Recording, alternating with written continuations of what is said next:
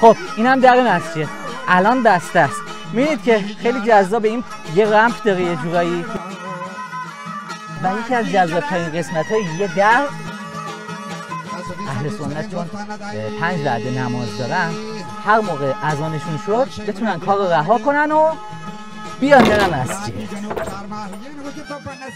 معمولا تو فضای مسجد که وارد میشن کفش پاشون نمیاد، ما هم کفشامون رو برمی‌داریم. تاقای قشنگی که اینجا داره سقف با تیرک‌های چوبی ساخته شده. یه چیزی رو دقت کردید؟ بیا تو معماری ایرانی خیلی مهمه که ما نسبتی که داریم توی ایوان‌ها و اینها همه فرد باشه.